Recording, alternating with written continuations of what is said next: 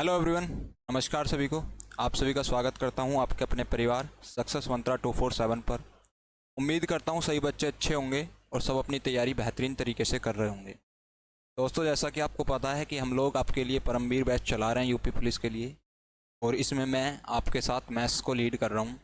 हम मैथ्स से रिलेटेड अपनी 4 क्लास कर चुके हैं। आज हमारी 5वीं क्लास होने वाली है और हमारा जो टॉपिक है वो परसेंटेज चल रहा है। उम्मीद करता हूँ आपने चारों क्लास देखी होंगी और आज हम अपनी 5वीं क्लास की शुरुआत करेंगे। आपको एक चीज़ बता दूं, जो अब तक हमने 4 क्लासेस की हैं उसमें बेसिक स्तर के जो क्वेश्चन थे वो हमने किए हैं। आज जो हमारी 5वीं क्लास रहने वाली है, आज के जो क्वेश्चंस हैं ये एग्ज़ाम में बहुत बार इनका अच्छा वेटेज देखा जाता है, यानी ये ज़्यादातर पूछे जाते हैं। और ये कॉन्सेप्ट आपको एक बार समझना है, फिर इस कॉन्सेप्ट को लेकर आपको कोई भी दिक्कत नहीं आने वाली। तो इस कॉन्सेप्ट को ध्यान से समझना, जो आज की क्लास के जिस पर आधारित सभी क्वेश्चंस मैं लेकर आया हूं, तो इन चीज़ों को ध्यान से समझना है। ठीक है, तो चलिए अपनी क्लास की शुरुआत करते हैं। और जो आज की क्लास का हमारा पहला क्वेश्चन रहने वाला है वो आपको स्क्रीन पर दिख रहा होगा। पहले इस क्वेश्चन को ध्यानपूर्वक पढ़िए, फिर मैं आपको इसका सॉल्यूशन बताऊँगा। तो जो हमारा पहला क्वेश्चन है वो क्वेश्चन क्या है, जब चावल के दाम 10% घटाए जाते हैं तो एक व्यक्ति 180 रुपये में आधा किलो चावल और ख़रीद सकता है, तो नया दाम और चावल का वास्तविक मूल्य कितना है। यानी ये पूछा है कि घटने के बाद चावल की कीमत बताइए और चावल की शुरुआती कीमत कितनी थी वो आपको पर केजी बतानी है। ठीक है, तो इसको करने के 2 तरीके होते हैं। पहले मैं आपको इसका पहला तरीका बताता हूँ कि हमारे इस क्वेश्चन को लीड करने का पहला तरीका क्या रहने वाला है। देखिए इसमें क्या बोला है, इसमें बोला है जब चावल के दाम 10% घटाए जाते हैं तो एक व्यक्ति 180 रुपये में आधा किलो चावल और ख़रीद सकता है। इसको एक एग्जाम्पल से समझाता हूँ। सपोज कीजिए आप मार्केट में जाते हैं 180 रुपये लेकर। ठीक है, आप मार्केट में जाते हैं 180 रुपये लेकर और 180 रुपये में आपको x किलो चावल मिलते हैं। मान लीजिए क्वांटिटी जो आप 180 रुपये में ख़रीदते हैं चावलों की वो x किलो होती है। ठीक है, अगले दिन आपको पता पड़ता है कि चावल के जो दाम है वो 10% घट जाते हैं, लेकिन आप 180 रुपये ही लेकर जाते हैं और चावल दुकानदार से कहते हैं कि मुझको x किलो चावल दे दो, मुझको x किलो चावल दे दो। तो मैं आपसे एक चीज़ पूछना चाहूँगा कि अब जो आपको x किलो चावल मिलने वाले हैं क्या वो 180 रुपये में ही मिलेंगे या 180 रुपये से कम में मिलेंगे। तो आपका सीधा सा जवाब होगा कि जब प्राइस ड्रॉप हुआ है तो मुझको अब जो चावल मिलेंगे x किलो वो 180 रुपये से कम में मिलेंगे। ठीक है, 180 रुपये से कम में मिलेंगे। तो जो भी रुपए कम हैं अब दुकानदार आपको उनको रिटर्न करेगा, यानी x किलो चावल खरीदने के बाद जो भी आपके रुपए बचते हैं दुकानदार क्या होगा, उनको रिटर्न करेगा। लेकिन आप क्या कहते हैं कि मुझको चावल मुझको जो है रुपए मत दो, मुझे उनके बदले चावल दे दो। यानी कि जो भी मेरे रुपए बचे हुए हैं उन्हें मुझे रिटर्न मत करो, उनके बदले मुझे क्या है, चावल दे दो। तो दुकानदार क्या करता है, आपको आधा किलो चावल और दे देता है। यानी प्राइस ड्रॉप होने के बाद जो रुपए आपके बचे थे x किलो चावल खरीदने के बाद उन्हें आप वापस नहीं लेते हैं, दुकानदार उसके बदले आपको आधा किलो चावल और देता है। तो आपसे पूछा है कि भाई चावल की नई कीमत बताइए और चावल की पर केजी जो शुरुआती कीमत थी उसकी वास्तविक कीमत थी वो कितनी थी वो बताइए।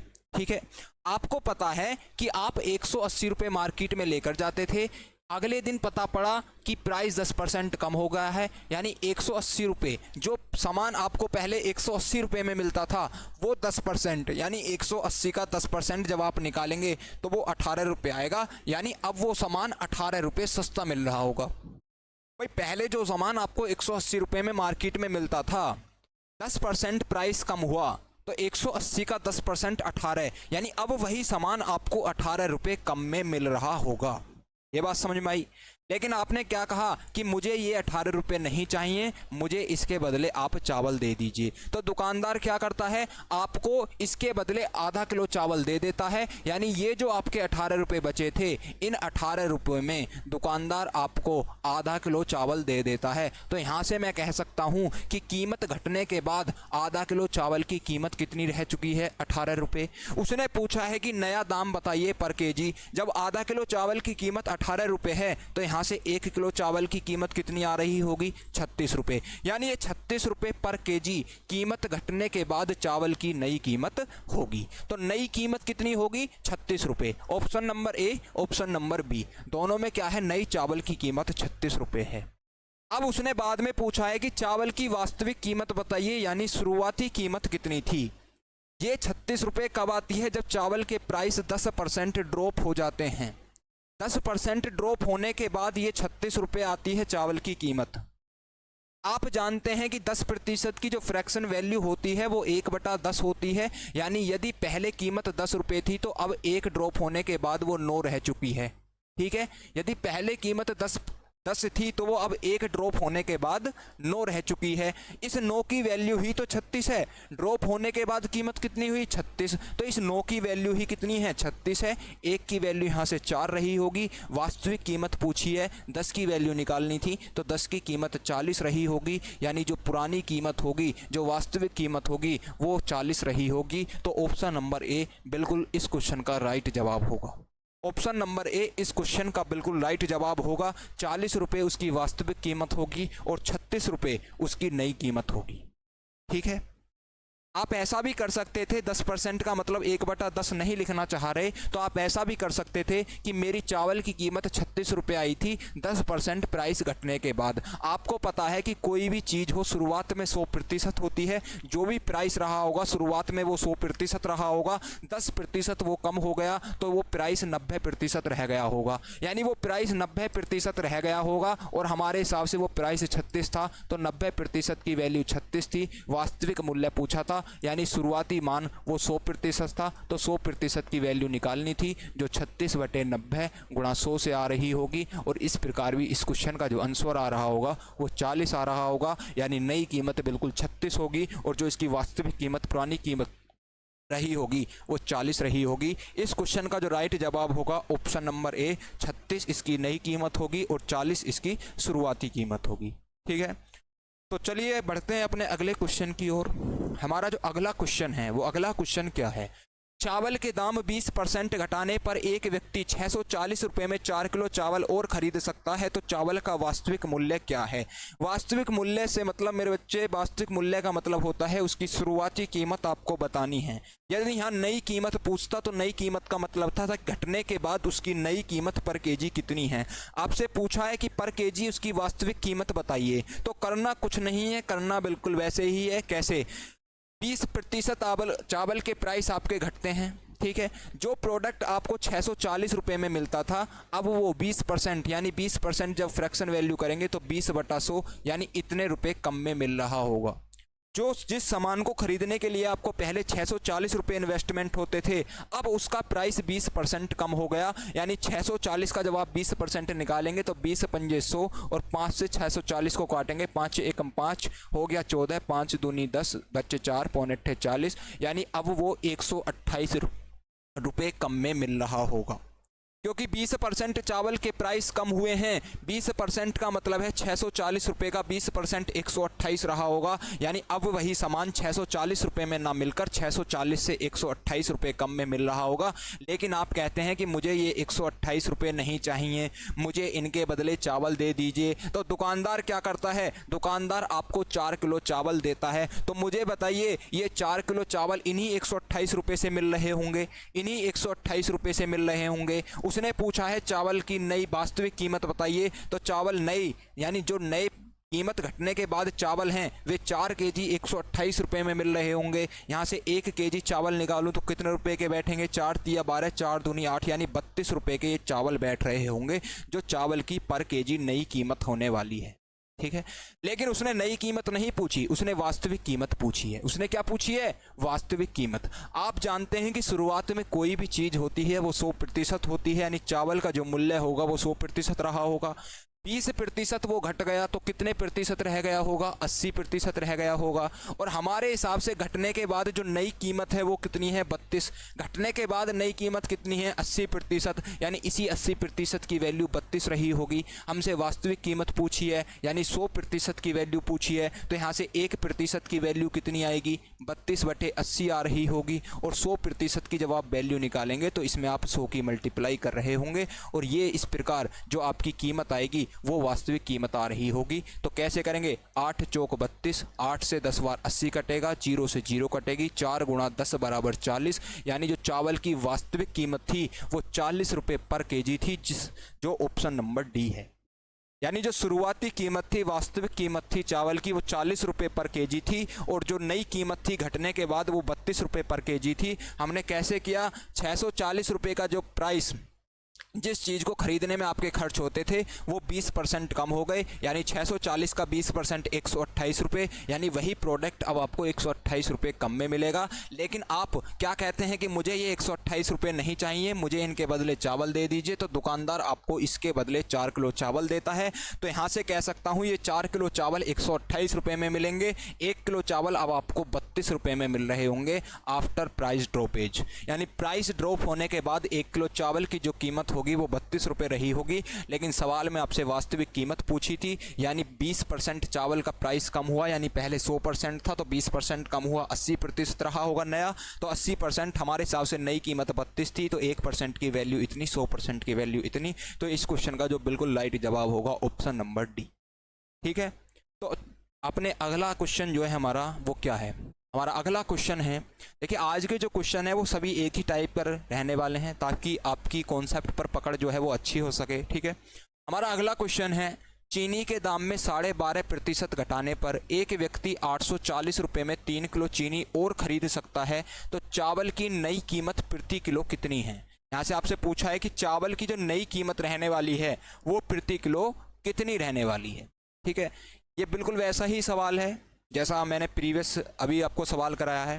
ठीक है, अब इसका सॉल्यूशन हम कैसे करेंगे? इसका जो सॉल्यूशन है वो हम कैसे करेंगे? वही करेंगे कि जो सामान आपको 840 रुपये में मिलता था अब उसकी कीमत कितनी है? 12.5% कम हो चुकी है, यानी 840 का आप 12.5% निकालेंगे। 12.5% की फ्रैक्शन वैल्यू मैंने आपको बताई थी 1/8 होती है, 1/8 होती है।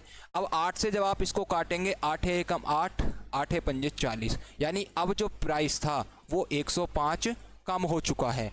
आपका जो प्राइस था वो 105 कम हो चुका है। ठीक है, क्योंकि 12.5% आपका प्राइस घटा हुआ है। 840 रुपये जिस चीज़ को ख़रीदने में इन्वेस्टमेंट होता था अब 12.5% कम लगेंगे, यानी 105 रुपये अब आपको कम लगेंगे।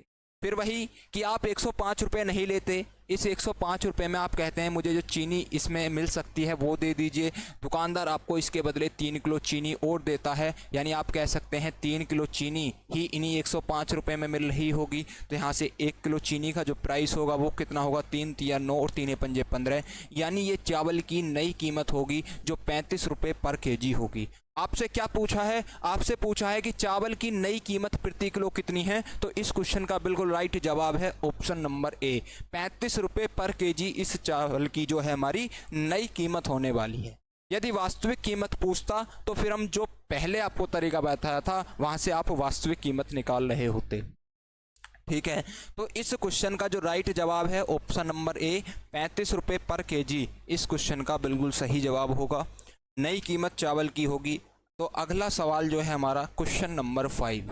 ठीक है, क्वेश्चन नंबर 5 भी बिल्कुल सेम है। चीनी की कीमतों में 20% की वृद्धि होने पर एक व्यक्ति 900 रुपये में 3 किलो चीनी कम खरीदता है।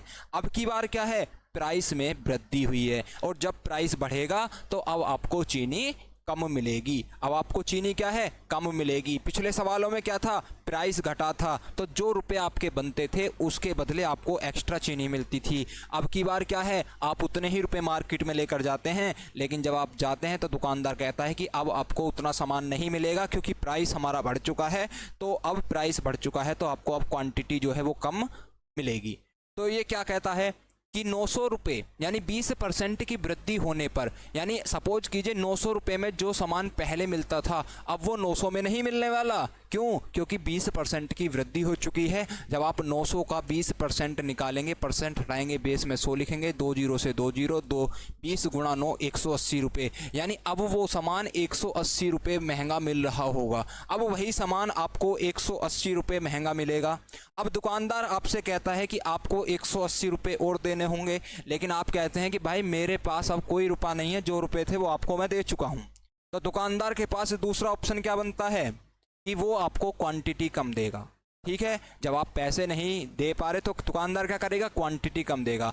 आपको 180 रुपये देने थे, आप नहीं दे पाए, तो दुकानदार ने क्या कर दिया? 3 किलो चीनी कम कर दी, 3 किलो चीनी कम कर दी। इसका मतलब क्या है? इन्हीं 180 रुपये में तो 3 किलो चीनी आती। भाई 180 रुपये आप दुकानदार को नहीं दिए तो दुकानदार ने 3 किलो चीनी कम दे दी। इसका मतलब क्या है? उसने 3 किलो चीनी की कीमत जो थी उसके अनुसार वो अब 180 रुपये थी। तो यानी 3 किलो चीनी की जो कीमत थी वो कितनी थी? 180 रुपये थी। यहाँ से 1 किलो चीनी की जो कीमत आएगी वो 60 रुपये आ रही होगी। यानी जो कीमत बढ़ने के बाद अब चीनी की कीमत है वो 60 रुपये पर केजी होगी। आपसे क्या पूछा है? चीनी की असली कीमत क्या है? असली कीमत का मतलब है वास्तविक कीमत, उसकी शुरुआती मान उसका कितना था। ये 60 रुपये उसकी नई कीमत है। यदि नई कीमत पूछता तो 60 रुपये इसका बिल्कुल सही जवाब होता। आपसे पूछा है चीनी की असली कीमत या वास्तविक कीमत, चीनी की असली कीमत या वास्तविक कीमत कितनी है। देखिए यदि नई कीमत पूछता तो 60 इस क्वेश्चन का बिल्कुल सही जवाब होता। आपसे क्या पूछा है? चीनी की वास्तविक कीमत कितनी है। वास्तविक कीमत का मतलब ये 60 रुपये पर केजी जो आई है ये 20% की वृद्धि के बाद आई है। यानी पहले यदि 100% थी तो वो 20% बढ़ गई, यानी 120% नई कीमत है। और हमारे हिसाब से 60 है, यानी 120% की वैल्यू ही कितनी है? 60 है। यहाँ से वास्तविक कीमत पूछी है, यानी 100% का मान निकालना था। तो बताइए यहाँ से 1% की वैल्यू कितनी हो जाएगी? 1/2। भाई 60 का डबल लिखा हुआ है तो 120 से 60 कितनी बार कटेगा? आधा बार। या आप वैसे भी कर सकते हैं कि 120% की वैल्यू 60 तो 1 की इतनी तो 100 की इतनी। तो यहाँ से मुझे यदि 100% की वैल्यू निकालनी है तो 1/2 गुणा 100, 1/2 गुणा 100 जो 50 आ रही होगी। यानी इस क्वेश्चन का जो बिल्कुल राइट जवाब होगा वो ऑप्शन नंबर ए 50 रुपये पर केजी चीनी की वास्तविक कीमत रही होगी। यदि मुझसे पूछता कि चीनी की नई कीमत कितनी थी तो मेरा आंसर 60 रुपये पर केजी था। यदि पूछा है कि चीनी की वास्तविक कीमत कितनी है तो इस क्वेश्चन का बिल्कुल राइट जवाब होगा ऑप्शन नंबर ए 50 रुपये पर केजी इस चीनी की वास्तविक कीमत रही होगी। ठीक है, तो इस क्वेश्चन का आंसर है ऑप्शन नंबर ए। हमारा जो नेक्स्ट क्वेश्चन है, हमारा नेक्स्ट क्वेश्चन है क्वेश्चन नंबर 6। क्वेश्चन नंबर 6 क्या है? जब चावल की कीमत 26% बढ़ाई जाती है तो एक परिवार अपनी खपत को ऐसे घटाता है कि चावल का खर्चा केवल 5% बढ़ता है। यदि पहले चावल की महीने की खपत 24 किलो होती थी तो चावल की नई खपत कितनी है। अब की बार ये नहीं पूछा कि प्राइस कितना है, प्राइस कितना नहीं है। अब की बार कंजप्शंस पर बात हुई है, यानी कि पहले खपत आप इतना करते थे, अब प्राइस बढ़ने या घटने के बाद जो आपकी खपत है वो इतनी है। तो बताइए आपकी पहले खपत कितनी होती थी, अब खपत कितनी है। ठीक है, तो इस टाइप के क्वेश्चन को करने के लिए हम क्या करने वाले हैं, इसके लिए मैं आपको बेहतरीन कॉन्सेप्ट बताता हूँ। ठीक है, इस कॉन्सेप्ट की चर्चा मैंने आपसे कल भी की थी। वो हमारा कॉन्सेप्ट क्या है मैं उसको आपको बताता हूँ। देखिए हमारा कॉन्सेप्ट ये है, आपको मैंने कल बताया था कि खर्चा बराबर, जब हम एक्सपेंडिचर की बात करते हैं खर्चा वो 2 चीज़ों पर डिपेंड करता है।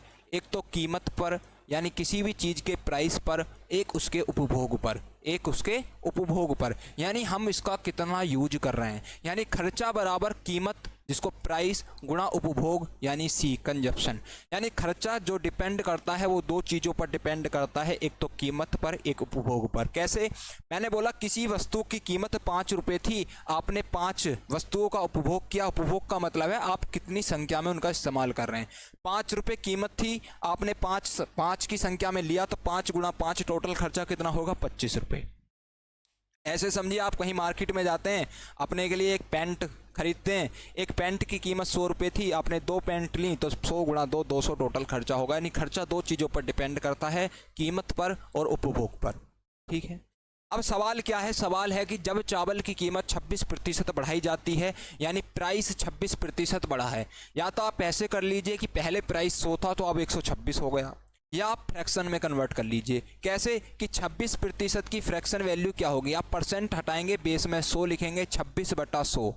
अब आप काटेंगे 2 से 13 बार और 2 से 50 बार। इसका मतलब क्या है कि यदि पहले प्राइस 50 था तो अब आपने 13 बढ़ा दिया, उसको कितना कर दिया है 63। पहले प्राइस कितना था 50, अब वो 26% बढ़ गया, यानी 13 बढ़ गया, तो कितना हो गया 63। 26% बढ़ाई जाती है तो एक परिवार अपनी खपत को ऐसे घटाता है कि चावल का खर्चा केवल 5% ही बढ़े, यानी जो उसका एक्सपेंडिचर है वो केवल 5% बढ़ना चाहिए। 5% की फ्रैक्शन वैल्यू कितनी होती है, 5% की फ्रैक्शन वैल्यू होती है 1/20, क्योंकि परसेंट हटाएंगे, बेस में 100 लिखेंगे और 5 से जब इसे काटेंगे तो 20 आ रहा होगा। इसका मतलब है यदि आपका पहला खर्चा 20 था तो आप कह रहे हैं कि मैं केवल 1 बढ़ा सकता हूँ, यानी अपना खर्चा केवल 21 कर सकता हूँ, इससे ज़्यादा नहीं। जब चावल की कीमत 26% बढ़ाई जाती है तो एक परिवार अपनी खपत को ऐसे घटाता है कि चावल का खर्चा केवल 5% बढ़ता है। यदि पहले चावल की महीने की खपत 24 किलो थी तो चावल की नई कंजप्शन आपको पता नहीं है, ठीक है। तो आप यहाँ से एक चीज़ निकाल सकते हैं कि खर्चा बराबर कीमत गुणा उपभोग। यदि मैं पहले खर्चे को इवन मान लूँ, देखिए मैं आपको यहाँ थोड़ा सा इरेज करता हूँ।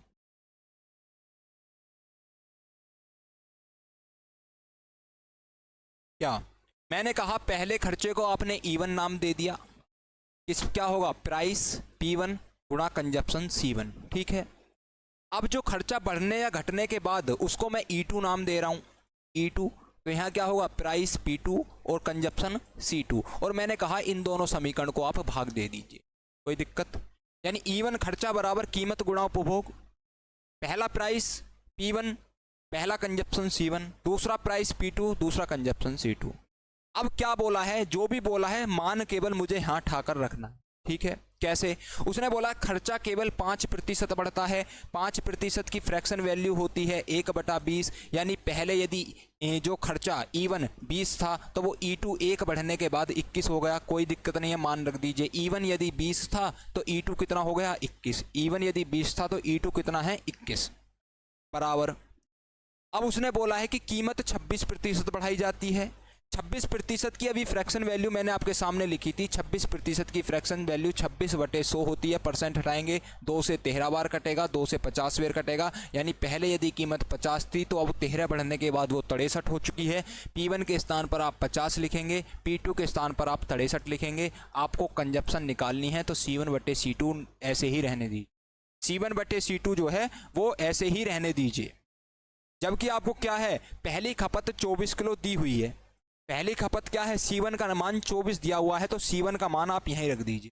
C1 का मान कितना है 24, यहीं रख दीजिए। C1 का जो मान है वो क्या है 24, यहीं रख दीजिए। आपको C2 की वैल्यू निकालनी थी, आपकी नई खपत कितनी है। अब आपको कुछ नहीं करना, यहाँ से क्या है, जो भी कट रहा है उसको काट दीजिए। देखिए 21 से 63 कटेगा 3 बार, ठीक है। 0 से 0 कटेगी, यानी इधर केवल 2 होगा और ये बटे हुआ 3, और C2 जो है 3 गुणा C2 इसके साथ मल्टीपल में आएगा, यानी 2 गुणा ये 3 जो है यहाँ पर मल्टीप्लाई में आएगा, ये C2 जो है यहाँ मल्टीप्लाई में आएगा बराबर। यहाँ पर 1 बचा था तो 1 की गुणा इसमें कोई फर्क नहीं होगी। 24 गुणा 5 कितना होगा, 24 पंजे 120, ठीक है। 3 दूनी 6, 6 से जब 120 काटेंगे 6 दूनी 12, तो C2 जो आएगा वो आपका आ रहा होगा 20 kg। C2 जो आ रहा होगा 20 kg, यानी जो आपकी बाद की खपत है वो 20 kg रही होगी, जो इस क्वेश्चन का बिल्कुल राइट जवाब होगा ऑप्शन नंबर ए। देखिए समझाने में समय लगा है, यदि एक बार समझ लिया तो फिर दिक्कत नहीं आने वाली। कैसे, इसको मैं आपको एक बार और समझाता हूँ। हम इसको जल्दी कैसे करेंगे, जो हम इस क्वेश्चन को है वो जल्दी कैसे करेंगे। देखिए इस क्वेश्चन को जल्दी करने का तरीका एक ही है केवल, कि आपको ये चीज़ पता होनी चाहिए कि खर्चा बराबर कीमत गुणा उपभोग, कि खर्चा बराबर कीमत गुणा उपभोग, एक्सपेंडिचर बराबर प्राइस गुणा कंजप्शन। ये चीज़ आपको पता होनी चाहिए और कोई दिक्कत नहीं है।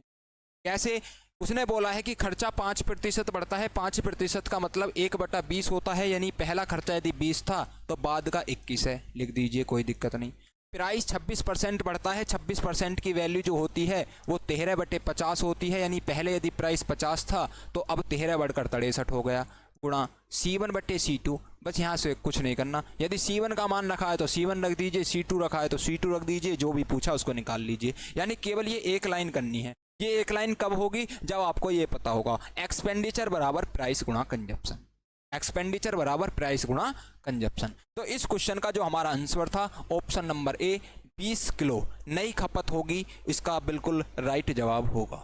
ठीक है, तो चलिए बढ़ते हैं अपने अगले क्वेश्चन की ओर। हमारा जो क्वेश्चन नंबर 6 है, क्वेश्चन नंबर 6 क्या कहता है? क्वेश्चन नंबर 6 कहता है जब चीनी के दाम 32% बढ़ाए जाते हैं तो एक परिवार अपनी खपत को 18 किलोग्राम कम कर देता है, जिससे पहले की तुलना में केवल 8% खर्च बढ़ता है। तो चीनी की वास्तविक खपत कितनी है? वास्तविक खपत का मतलब ये होता है कि उसकी शुरुआती खपत कितनी थी। आपको C1 कंजप्शन का मान निकालना है।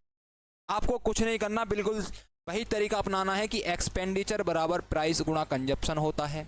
उसने क्या बोला है? उसने बोला है कि खर्चा केवल 8% बढ़ता है। 8% की जब आप फ्रैक्शन वैल्यू निकालेंगे तो वो 2/25 आती है, क्योंकि परसेंट हटाएंगे, बेस में 100 लिखेंगे, 4 दूनी 8 और 4 से 25 बार। यानी यदि पहला खर्चा आपका 25 था तो अब 2 बढ़ने के बाद वो 27 हो चुका है। इसने बोला है प्राइस 32% बढ़ाए जाते हैं। 32% की जब आप फ्रैक्शन वैल्यू निकालेंगे, परसेंट हटाएंगे, बेस में 100 लिखेंगे, 4 से 8 बार कटेगा, 4 से 25 बार कटेगा। यानी पहला यदि प्राइस 25 था तो वो 8 बढ़ने के बाद वो 33 हो चुका है।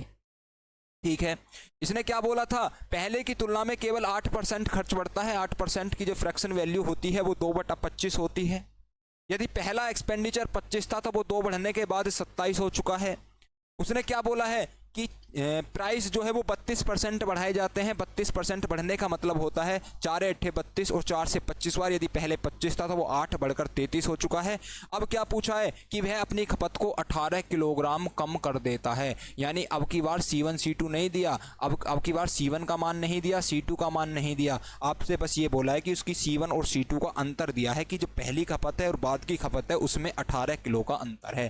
तो अब की बार आपको यहाँ से C1 C2 का मान निकालना है। और जब आप C1 C2 का मान निकालेंगे, जब आप C1 C2 का मान निकालेंगे तो कैसे करेंगे? जब आप C1 C2 का मान निकालेंगे तो C1 C2 को एक तरफ रहने दीजिए। C1/C2 बराबर क्या हो जाएगा? ये 25/27 था, ये 25/27 था, और ये गुणा में जो 25/33 था ये उल्टा हो जाएगा 33/25, उल्टा हो जाएगा 33/25। आप देखेंगे 25 से 25 कटेगा, 3 से 9 बार कटेगा, 3 से 11 बार कटेगा। यानी यहाँ से C1/C2 की जो वैल्यू आएगी वो 11/9 आएगी। इसका मतलब है यदि पहला कंजप्शन आपका 11 kg था तो आपने बाद में कंजप्शन कितना कर दिया? 9 kg। और सवाल के अनुसार कितना कम किया है? 18 kg। और यहाँ कितना कम हुआ है? 2 kg। यानी इसी 2 kg की वैल्यू कितनी होगी? 18 किलो रही होगी। एक की वैल्यू 9 kg आ रही होगी। आपसे क्या पूछा है? चीनी की वास्तविक खपत। वास्तविक खपत का मतलब होता है शुरुआती जो खपत थी, और C1 का मान 11 था तो आपको 11 की वैल्यू निकालनी थी। यहाँ से किसकी वैल्यू निकालनी थी? 11 की वैल्यू। ठीक है, तो 11 की वैल्यू कितनी आएगी यहाँ से? एक सेकंड में इसको देख लेता हूँ क्योंकि ऑप्शन जो है वो अलग से लग रहे हैं। एक बार दोबारा सवाल को पढ़ लेते हैं। हमारा सवाल क्या है कि चीनी के दाम 32% बढ़ाए जाते हैं। एक परिवार अपनी खपत को 18 किलोग्राम कम कर देता है। चलिए हम जानते हैं कि एक्सपेंडिचर बराबर प्राइस गुणा कंजप्शन होता है। उसने क्या बोला है? जिससे पहले की तुलना में केवल 8% खर्च बढ़ता है। 8% की फ्रैक्शन वैल्यू कितनी होती है? 2/25 होती है, क्योंकि 4 दूनी 8 और 4 से 125 बार कटेगा। भाई 8% की जब आप फ्रैक्शन वैल्यू निकालेंगे, परसेंट हटाएंगे, बेस में 100 लिखेंगे, 4 दूनी 8 और 4 से 25 बार। यानी पहले यदि आपका 25 खर्चा होता था तो E2 आपका 27 रहा होगा। ठीक है, आगे प्राइस के बारे में बोला है कि दाम 32% बढ़ाए जाते हैं। 32% की जब आप फ्रैक्शन वैल्यू निकालेंगे, परसेंट हटाएंगे, बेस में 100 लिखेंगे, 4 8 32 और 4 से 25 बार कटेंगे। यानी यदि आपका पहला प्राइस 25 था तो आपका 33 हो चुका है, जिससे पहले की तुलना में इसने बोला है अपनी खपत को 18 किलोग्राम कर देता है। यानी C1/C2 का मान निकालना है। तो C1/C2 का मान निकालूंगा मैं 25/27 गुणा, ये उल्टा हो जाएगा, बराबर में आएगा 33/25। 25 से 25 कटेगा, 3 नाम 27, 3 से 11 बार कटेगा। यानी C1/C2 का मान 11/9 होगा। C1/C2 का मान कितना होगा? 11/9। यानी यदि पहला कंजप्शन 11 था तो बाद का कंजप्शन 9 था। उसने क्या बोला है? वह अपनी खपत को 18 किलोग्राम कर देता, सॉरी ये दिक्कत आई इसमें, ये कम कर देता है नहीं बोला, उसने बोला अपनी खपत को 18 किलोग्राम कर देता है। यानी बाद की खपत आपको C2 का मान 18 दिया था, लेकिन मैंने इसको क्या पढ़ लिया, 18 किलोग्राम कम कर देता है। मैंने अंतर समझ लिया, जबकि उसने बोला है कि उसकी जो नई खपत है वो 18 किलोग्राम हो चुकी है। ये 18 किलोग्राम कम नहीं है, ये 18 किलोग्राम कर देता है। यानी इसको मैं आपको बताता हूँ, यहाँ से जो हमारा ये जो आया था ना C1/C2 निकल कर, तो ये यानी बाद की जो उसकी खपत है वो 18 किलोग्राम है। हमारे हिसाब से 9 किलो आई, तो इसी 9 किलो की वैल्यू 18 रही होगी, एक की वैल्यू 2 रही होगी। उसकी नई खपत पूछी थी, नई खपत 11 थी, तो 11 की वैल्यू 11 गुणा 2 22 kg रही होगी। ठीक है, तो इस क्वेश्चन का जो आंसर होगा ऑप्शन नंबर बी 22 kg इस क्वेश्चन का बिल्कुल राइट जवाब होगा। इसमें दिक्कत कहाँ आई, ये मैंने 18 किलोग्राम कम कर देता है पढ़ लिया, यानी C1 और C2 का अंतर पढ़ लिया, जबकि ये क्या है 18 किलोग्राम कर देता है, ना कि 18 किलोग्राम कम कर देता है। ये C2 का वैल्यू थी। तो इस प्रकार इस क्वेश्चन का जो राइट जवाब होगा ऑप्शन नंबर बी 22 kg इस क्वेश्चन का बिल्कुल राइट जवाब होगा। तो बढ़ते हैं अपने अगले क्वेश्चन की ओर। हमारा जो अगला क्वेश्चन है क्वेश्चन नंबर 8। क्वेश्चन नंबर 8 क्या कहता है, क्वेश्चन नंबर 8 है चाय की कीमत 2% घटाई जाती है। एक व्यक्ति प्रारंभ में 490 ग्राम चाय खरीदता है, तो उसके द्वारा उसी धनराशि में, देखो उसी धनराशि में यानी खर्चा उतना ही होना चाहिए, खर्चे में कोई चेंज नहीं आना चाहिए। और मैंने आपको बताया है कि खर्चा दो चीज़ों पर डिपेंड करता है। खर्चा बराबर एक तो कीमत पर डिपेंड करेगा, एक उसके उपभोग पर डिपेंड करेगा। खर्चा बराबर दो चीज़ों पर डिपेंड करेगा, एक तो कीमत पर डिपेंड करेगा, एक उपभोग पर डिपेंड करेगा। उसने बोला है उसी धनराशि में, यानी खर्चे में कोई चेंज नहीं आना चाहिए। आपको पता है जब खर्चा फिक्स रखना है तो कीमत और उपभोग दोनों आपस में रिवर्स रेशियो में हो जाएंगे। उसने बोला है कि कीमत 2% घटाई जाती है। 2% की जब आप फ्रैक्शन वैल्यू की बात करते हैं तो 2/100, 2 से 100 काटेंगे 50 वेर और ऊपर बचेगा 1, यानी पहले यदि कीमत 50 थी तो अब 1 कम होने के बाद 49 हो चुकी है,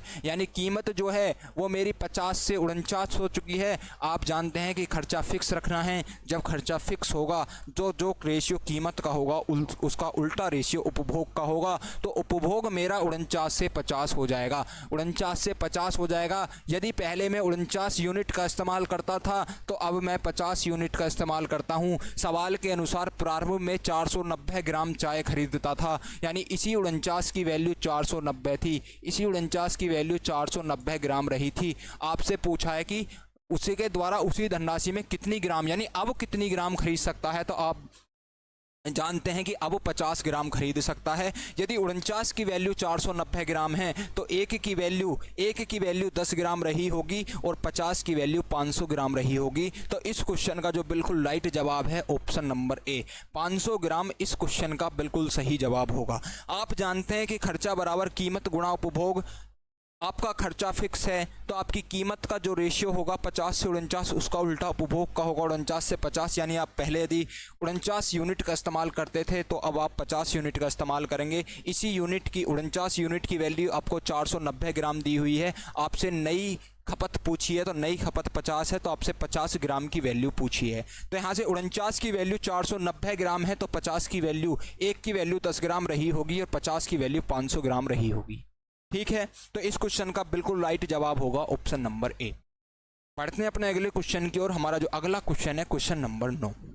क्वेश्चन नंबर 9 क्या है, क्वेश्चन नंबर 9 है चाय की कीमत 2% बढ़ाई जाती है। एक व्यक्ति प्रारंभ में 510 ग्राम चाय खरीदता है तो उसके द्वारा उसी धनराशि में, उसी धनराशि का मतलब समझे, उसी धनराशि यानी खर्चा फिक्स रखना है। और बार बार यही सवाल है कि खर्चा बराबर कीमत गुणा उपभोग, खर्चा बराबर कीमत गुणा उपभोग, खर्चा बराबर कीमत गुणा उपभोग की खर्चा फिक्स है। जब खर्चा फिक्स होगा तो जो रेशियो कीमत का होगा उसका उल्टा उपभोग का होगा। कीमत 2% बढ़ाई जाती है, 2% की फ्रैक्शन वैल्यू 1/50 होती है, यानी यदि पहले कीमत 50 थी तो 1 बढ़ने के बाद अब वो कीमत 51 हो चुकी है। कीमत 50 से 51 हुई है, कीमत 50 से 51 हुई तो उपभोग 51 से 50 करना होगा, उपभोग 51 से 50 करना होगा। यानी यदि पहले उपभोग 51 यूनिट का होता था तो अब उपभोग 50 यूनिट का करना होगा। सवाल में पूछा है कि पहले 510 ग्राम इस्तेमाल होता था तो इसी 51 की वैल्यू 510 ग्राम रही होगी, इसी 51 की वैल्यू 510 ग्राम रही होगी।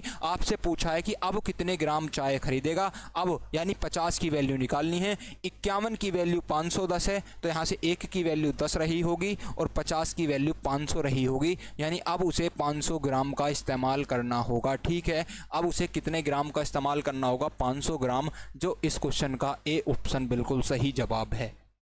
ठीक है, तो खर्चा बराबर कीमत गुणा उपभोग, ये इसी सारे के सारे सवाल इसी चीज़ पर आधारित हैं। बस ये चीज़ आपको समझ में आनी चाहिए कि हमारा जो खर्चा होता है वो दो चीज़ों पर डिपेंड करता है, एक तो कीमत पर, एक प्राइस पर। खर्चा यदि फिक्स है तो कीमत और प्राइस दोनों, यानी प्राइस और कंजप्शन दोनों आपस में क्या हो जाएंगे? रिवर्स रेशियो में चेंज हो जाएंगे। जो रेशियो प्राइस का रहने वाला है उसका उल्टा कंजप्शन का हो जाएगा। ठीक है, तो चलिए बढ़ते हैं अपने अगले क्वेश्चन की ओर। और हमारा अगला क्वेश्चन है क्वेश्चन नंबर 10, जो आज का अंतिम क्वेश्चन भी है। देखो ये चुनाव पर आधारित है। मैं सोच रहा था कि इन क्वेश्चनों को मैं आपको कल ही कराऊंगा, एक टाइप के जितने भी, क्योंकि मैं कोशिश करता हूं कि एक टाइप के जितने भी सवाल हैं पहले उनको एक दिन में कंप्लीट करा दें। चलो अब आ चुका है तो इसको मोटा मोटा बता देता हूं। इस टाइप के क्वेश्चन जो हैं हम बिल्कुल कल कर रहे होंगे, बिल्कुल बेसिक से इस चीज़ को समझाऊंगा। ठीक है, तो हमारा क्वेश्चन क्या है? एक चुनाव में दो उम्मीदवारों के बीच में विजेता 64% मत प्राप्त करता है और 2240 वोटों की बहुमत के साथ जीतता है। 2240 वोटों की बहुमत के साथ जीतता है। ठीक है, तो देखिए आज के लिए सिर्फ मैं इतना बताऊंगा आपको कि आप एक चीज़ देखिए, जब भी वोटिंग होती है तो आप देखते हैं, ऐसा सवाल के अनुसार देखिए इसमें क्या बोला है, एक चुनाव में दो उम्मीदवारों के बीच में विजेता 64% वोट और 2240 वोट। ठीक है, जब आप गांव में वोटिंग करने जाते हैं तो क्या होता है? सपोज कीजिए एक गांव में 100 लोग रहते हैं। ठीक है, और ऐसा मानकर चलिए कि 100 के 100 व्यक्ति ने ही वोटिंग की, 100 के 100 व्यक्तियों ने ही क्या की? वोटिंग की। और जब वोटिंग हो जाती है तो उसके बाद ऐसा देखा जाता है कि कुछ वोट इनवैलिड होती हैं और कुछ वोट वैलिड होती हैं। ठीक है, कुछ वोट इनवैलिड होती हैं, जो वोट इनवैलिड होती हैं उन वोटों को घटा दिया जाता है और घटाने के बाद जितनी भी टोटल वोट पड़ती हैं उसमें से इनवैलिड वोट को घटा देते हैं और जो वोट बचती हैं वो हमारी वैलिड वोट कहलाती हैं। ठीक है, लेकिन यहाँ पर आप देख रहे हैं, यहाँ पर ना तो इनवैलिड वोट का कोई भी जिक्र नहीं है। इसका मतलब आपको ये मानना है कि जितनी की जितनी वोटिंग हुई है वो पूरी की पूरी वैलिड वोटिंग हुई है। ठीक है, आपको पता है कि एक चुनाव में दो उम्मीदवारों के बीच में विजेता ने 64% वोट प्राप्त करे हैं। मैंने कहा था कोई भी काम हो वो 100% होता है, ऐसा मानकर चलना है कि सवाल में टोटल जो वोटिंग हुई है वो 100% हुई है, क्योंकि यहाँ ना तो इनवैलिड का जिक्र है, ना ही ऐसा जिक्र है कि किसी ने वोटों को स्किप कर दिया कि इतने परसेंट ने वोट डाला, इतने परसेंट ने वोट नहीं डाला, ऐसा कोई जिक्र नहीं है। तो हमें ऐसा मानकर चलना है कि हमारी जो वोटिंग हुई है वो टोटल 100% वोटिंग हुई है, जिस 100% वोटिंग में विजेता को 64% वोट मिल गई। तो बचे हुए वोट किसे मिलेंगे? हारने वाले को मिलेंगे। भाई मैं कहूँ यदि टोटल 100% वोटिंग हुई, इसमें से ना तो कोई इनवैलिड हुआ, सवाल के अनुसार विजेता को 64% मिल गए, यानी इसमें से यदि 64% तो इसे मिल गई, तो जो बाकी के बचे वो किसे मिलेंगे? हारने वाले को। और जब मैं 100 में से 64 घटाऊंगा तो 36% इसे मिले होंगे, यानी 36% हारने वाले कैंडिडेट को मिले हैं और 64% जीतने वाले को मिले हैं। ठीक है, अब उसने क्या बोला है? उसने बोला है कि 2240 वोटों के बहुमत से जीतता है। अब आप बता सकते हैं कि जीत या हार कैसे होती है? जीत या हार कैसे होती है? जीत या हार का जो हमारा निर्धारण होता है वो बच्चे ऐसे होता है कि पहले आप देखते हैं कि इसको इतनी वोटिंग हुई, इसको इतनी वोटिंग हुई। जो हारने वाले की वोटिंग थी, यानी जैसे 36% हारने वाले की वोटिंग थी, तो 36% तो इसे भी मिले होंगे, यानी जो 36% इसे मिले हैं वे 36% तो इसके भी हैं। यदि इसमें से मैं 36% हटा लेता हूँ 64 में से, तो कितने बचते हैं? 64 माइनस 36 करता हूँ तो कितने बचेंगे? 28%। 28% बचे होंगे। देखो 36% यहाँ इसे मिले, यहाँ इसे भी मिले, तो इनसे तो कोई जीत हार नहीं हुई, क्योंकि बराबर चीज़ें कोई इफेक्ट नहीं डालती। तो इसको जो ये 28% एक्स्ट्रा मिला, इसको जो ये 28% एक्स्ट्रा मिला, यही तो जीतने का कारण है। और उसने क्या बोला है? वो 2240 वोटों के बहुमत से जीतता है, जबकि आपके अनुसार कितने वोटों के बहुमत से जीतेगा? 28% से। भाई आपने कहा टोटल 100% वोटिंग हुई, जीतने वाले को 64% तो हारने वाले को 36%। अब मैं कहता हूं जो हारने और जीतने की कंडीशन होती है बराबर के अलावा जो एक्स्ट्रा वोट मिलते हैं वो निर्धारण करता है। 36% इसे मिले तो 36 तो इसे भी मिले हैं, 36 के अलावा इसे जितने मिले होंगे वो उतने ही परसेंट से जीता होगा, यानी इसे 28% एक्स्ट्रा मिले। सवाल के अनुसार 2240 एक्स्ट्रा मिलते हैं तो इसी 28% की वैल्यू कितनी रही होगी, 2240 रही होगी। आपसे क्या पूछा है कि मतदाता सूची में प्रारंभ में कितने मतदाता थे, तो प्रारंभ में कितने मतदाता थे, 100%, यानी टोटल जो मानकर चलते हैं वो 100% मानकर चलते हैं। तो आपको 100% की यहाँ से वैल्यू बतानी थी। यदि 28% की वैल्यू ये रही है तो 100% की वैल्यू कितनी है, ठीक है। आप यहाँ से पहले 1% की निकालिए। देखिए यहाँ से 7 से काट लीजिए, 7 चौक 28, 7 से इसे काटेंगे 7 तिया 21 बचा 1, 7 दूनी 14, 320, 4 से इसे काटेंगे 4 अट्ठे 32, 80, यानी यहाँ से 1% की जो वैल्यू आई वो 80 आई। आपसे पूछा है कि शुरुआत में कितने मतदाता थे, यानी 100% की वैल्यू पूछी है, तो 100% की वैल्यू जो रही होगी 80 गुणा 100 रही होगी, और 80 गुणा 100 जो होगा वो 8000 बिल्कुल इस क्वेश्चन का राइट जवाब होगा, जो option number B. Option number B इस क्वेश्चन का बिल्कुल राइट जवाब होगा 8000। देखिए इन पर मत जाना कि ऑप्शन नंबर बी पर 7800 लिखा हुआ, आप समझदार हैं इतना समझ लीजिए कि ये थोड़ा सा एरर हुई है, लेकिन 8000 जो है वो इस क्वेश्चन का बिल्कुल राइट जवाब होगा, ठीक है। तो जो चुनाव पर आधारित क्वेश्चन है, यानी जितने भी टाइप के क्वेश्चन हैं वो मैं आपको कल की वीडियो में लाऊंगा। आज ये केवल एक क्वेश्चन था, इस क्वेश्चन को मैंने आपको समझाया है। कल जो इनका फुल कॉन्सेप्ट रहने वाला है कि हम इन क्वेश्चनों को कैसे लीड करेंगे, कैसे डील करेंगे पेपर में, उसका फुल कॉन्सेप्ट जो है मैं कल बताऊंगा, ठीक है। तो आज की क्लास के हमारे ये 10 क्वेश्चन थे। उम्मीद करता हूँ आपको क्लास पसंद आई होगी, ठीक है।